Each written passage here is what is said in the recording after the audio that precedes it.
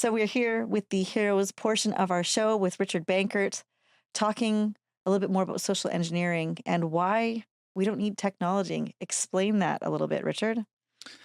Well, we have this idea that everything is cyber, everything is tied to us, and it's all online. And we're talking about emails, we're talking about phone calls. So put that into the digital sphere as well, like phone calls, emails, and we think these are the ways that people are going to attack us, and this is what I have to look out for.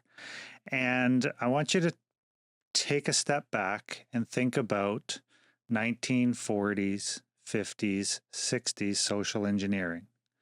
And it's good to understand the history of this because if we look back at old school social engineering, that's still relevant today and can be used and is used against you. So we live in a digital world. We think everything is digital.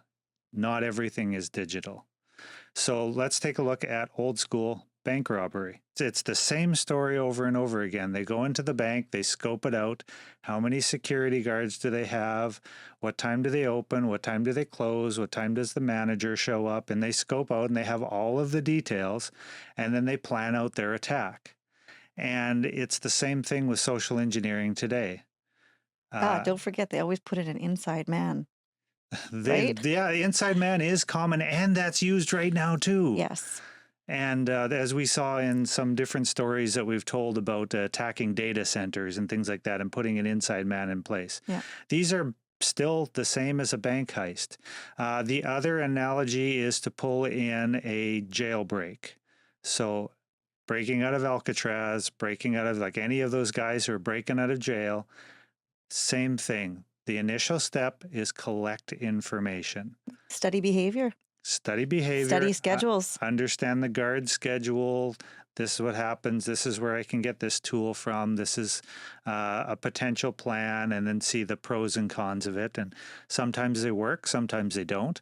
And the risk, right? Mm-hmm. What kind of risks there are executing it one way from another. Right. And so those are just two very quick examples. If you want another example today about social engineering turned into theft, just in Russell recently, there was a really weird story of a guide took some people hunting, and they went out, they had a bison hunt. They shot 6 bison, they carried them off the property, and away they went. And what had actually happened is that the owner of the property was in Alberta or somewhere else. He was gone for a week.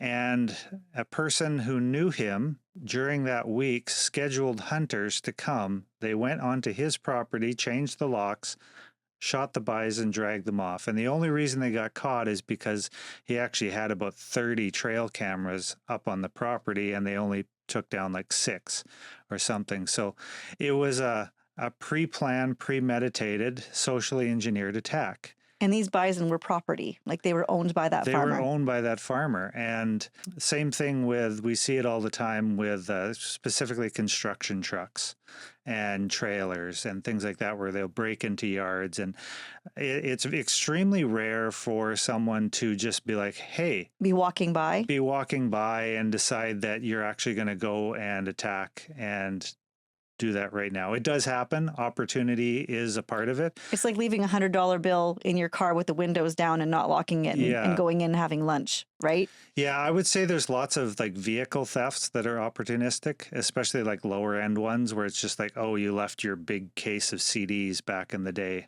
in the back seat. Mm-hmm. Someone smashes the window, takes them, and runs away. So there is opportunistic catalytic converters. Yeah. Things that happen, but there's definitely a social engineering aspect that happens today the same as it used to before. And another great example of this is in southern Manitoba. There was a group going around, or an individual pretending to be Union Gospel Mission and collecting donations on behalf of Union Gospel Mission, and they were not part of Union Gospel Mission. And what's ironic is, like 20 years ago. So this is where I find that whole era thing is so interesting. 20 years ago, grandma and grandpa, church carolers came by at Christmas, and you'd maybe you'd give them drinks, or you'd like, you know what I mean? Or maybe Yes. you'd give a donation to the church because they were caroling on behalf of a church. Some of these things are still done. So Mm. it's a very interesting Was take. donations done as a part of caroling? I don't I'm know. not sure. I'm not sure. That's a different Maybe side that's topic. maybe that's whiskey, I'm thinking. Could be. I'm Ukrainian, so we celebrate a little bit different. But yeah, I think that when it comes to the social engineering thing, I think it's just shocking, the stories. And I mean, this farmer would have been considered somebody who's very intelligent. Like, he had the mindset to put these cameras in place, these trail cams, which Yeah. is ultimately how they got caught. But if they hadn't been there, there would have been no evidence. Right. And it's really hard to prepare for every scenario because people are constantly outthinking you, and you can't prepare for absolutely every item. But just knowing that, we talk about social engineering, and we can't just tie it to cyber and to internet. Internet is a big part of it right now. And another area I want to dive into sometime is actually talking about advertising and that Well, whole there's a mess of whole, thing. yeah, well, because there's a whole, it's funny because when you brought up social engineering, I mean, I was in radio, and Hmm. so repetition, like you are taught, jingles, the key of C, like there's all sorts of tricks. You walk into a casino and all you hear is that ling, ling. Yeah. It's the key of C, and it's the most pleasant sound, and it's disarming, and they use it specifically because it keeps you there. Yeah.